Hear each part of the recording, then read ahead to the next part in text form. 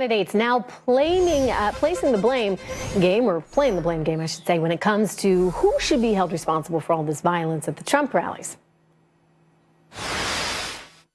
A lot of them come from Bernie Sanders, whether he wants to say it or not. And if he says no, then he's lying. Trump has got to get on the TV and tell his supporters that violence in the political process in America is not acceptable. End of discussion. He is trafficking in hate and fear, pitting groups of Americans against one another. All right, we're getting reaction right now from Fox News contributor Leslie Marshall and CPAC chairman Matt Schlapp. Good to see you guys. I mean, Matt, all this violence, all of a sudden, why is it happening now? Look, I think there's a lot of people out there that on the left who are targeting Donald Trump, and they're targeting his rallies. They're seeing this spontaneous reaction across the country to people, to the Trump candidacy, and they're exploiting those opportunities. I also think Donald Trump is one of those guys. There are people who love him, and let's face it, there are people who do not. And he's bringing out a lot of passion in American politics. A lot of passion, but you know, we hadn't seen anything quite like this earlier. Do you blame Chicago at all, Rahm Emanuel, for maybe not having the kind of police force he needed on hand to deal with this? Or is that sort of conspiracy-like thinking? What's your view on that, Matt? Look, I don't know what is happening in places like Chicago. I do know this.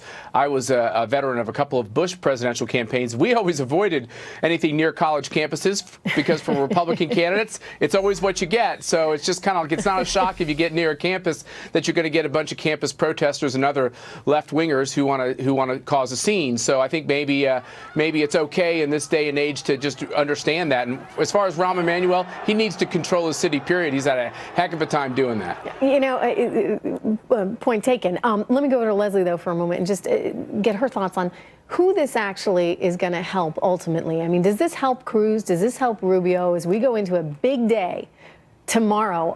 Are voters looking at this video, these feeds that are coming into them of what they saw over the weekend in Chicago and saying, maybe I need to rethink whom I vote for?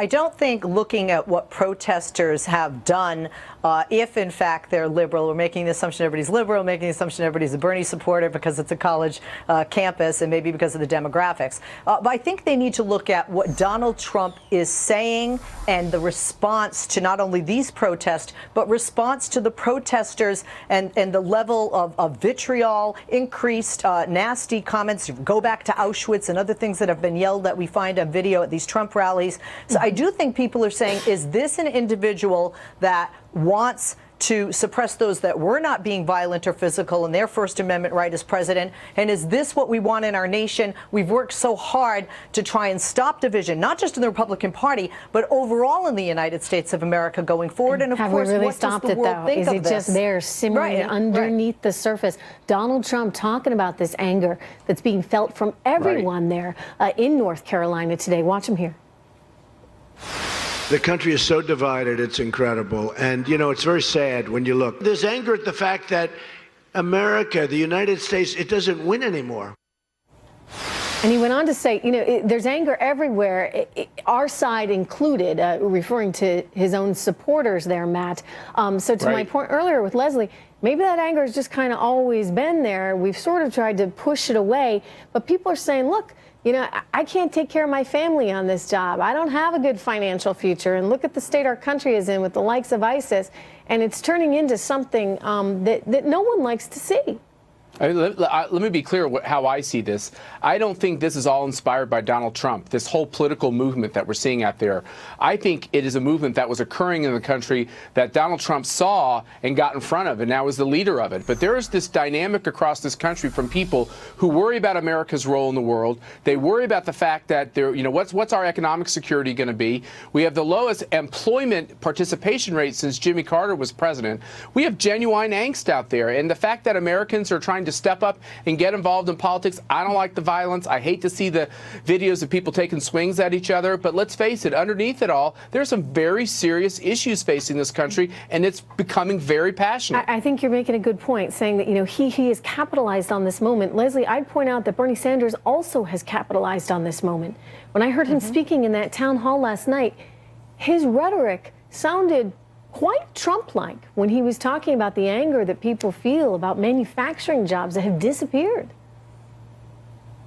No question about that. This is an area where both Senator Sanders and Donald Trump actually have very similar messages that resonate especially with blue-collar voters, and that's why we saw Senator Sanders win by a very small, just above 2% margin in the state of Michigan. But the difference here is that Senator Sanders has been very clear that we are not to blame, that immigrants, legal or illegal, are not to blame for the jobs, and quite frankly, Muslims should not be blamed here or throughout the world for terrorism. That's the problem here. I don't disagree with anger. I don't disagree with Matt that it's great to see people step it up and become politically involved and be passionate and become more concerned and get out and vote. I don't disagree with that. But pointing fingers of blame we have seen historically, and not just in Germany, all the way back to Adam and Eve. See, there you go with will that bring comparison down again. this Now. nation, I that kind of think division. that, you know, and we've heard those comparisons, Matt, you know, of Hitler Right. and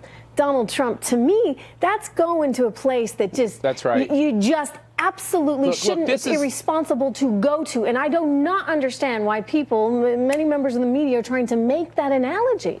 You know, let me just say this. I think I talk to Trump supporters around the country. These are people who love their country. And yes, they're frustrated and they're angst-ridden. And I think it's wrong, and I think Republican candidates who have done this have made a mistake. When they belittle those people, when they belittle their voice, when they say that they're racist or hateful, I think what we're not doing is incorporating them into the conversation about where our future needs to be. And that's the big mistake we're making. Don't cut them out. Bring them in. Listen to them. Yeah. They are legitimate voters. Their voice should be heard. All right. Leslie, Matt, I'm going to see you guys in a bit. Thank you so much.